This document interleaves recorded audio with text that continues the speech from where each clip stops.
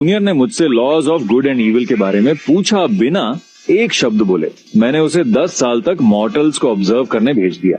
हाँ, उन 10 सालों में उसने बिल्कुल कुछ नहीं सीखा, पर मैं पूरी तरह सेटिस्फाइड था। क्यों? क्योंकि मेरे पास ये मिसलीडिंग डिसिप्लिन सिस्टम है। मैं बस अपने जूनियर्स को मिसलीड करता हूँ और बूम, मुझे इनसेन रिवॉर्ड्स मिलते हैं। देखो, 1000 साल पहले मैं अंडरवर्ल्ड में ट्रांसपोर्ट हो गया, वहां के ग्रेट एम्परर का पहला डिसाइपल बना। सोचा था लाइफ सेट हो जाएगी, पर 1 मिलेनियम तक कल्टीवेशन करने के बाद भी मुझे सिर्फ फेक ऑरा मिला, zero actual power, total fraud. इसे छुपाने के लिए मैंने खुद को 1000 साल तक सिक्लूजन में लॉक कर लिया।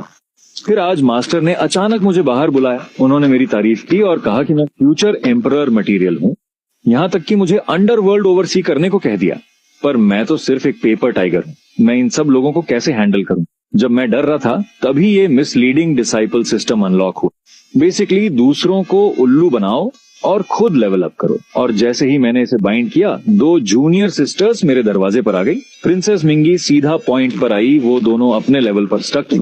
उनके पास ये रेजरेक्शन फ्लावर था जो 7 बार खिलता है। उससे आप नेदर किंग रेल्म तक पहुंच सकते हो, पर सालों तक मेहनत करने के बाद भी वो फ्लावर 7वीं बार नहीं खिलता। वो दोनों मुझसे गाइडेंस मांगने आई। मैं अंदर ही अंदर हंस रहा था, पर मैंने एक डीप थॉटफुल एक्ट किया और कहा, हम इस स्वर्ग और धरती में मे फ्लाइज की तरह भटक रहे हैं, उस विशाल समुद्र में एक मामूली कण की तरह। वो दोनों बिल्कुल कंफ्यूज हो और डिस्कस करने ही वाली थी कि मैंने क्या कहा। मैंने उन्हें बीच में ही रोका। फोकस मत खोना, मेरी आखिरी बातें सुन। जब एक दरवाजा बंद होता है तो दूसरा खुलता है। जहां अंधेरा होता है वहां रोशनी। इसके बाद वो और भी ज्यादा कंफ्यूज हो गए। उन्होंने कहा कि उन्हें कुछ समझ नहीं आ रहा।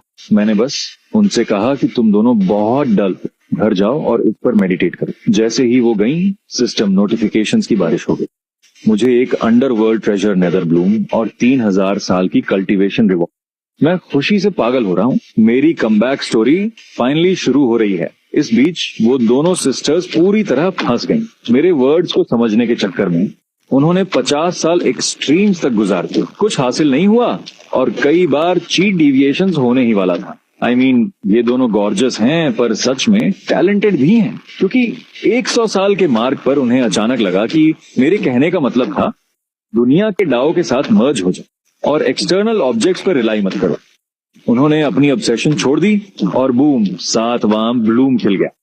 ने नेदर सॉवरेन रेल्म में ब्रेक थ्रू कर लिया, पर जैसे ही वो कामयाब हुई, मुझे एक फेलियर नोटिफिकेशन मिला। पनिशमेंट के तौर पर मेरे आधे रिवॉर्ड्स वापस ले लिए गए। मैं नेदर सॉवरेन से सीधा नीचे गिरकर नेदर किंग बन गया।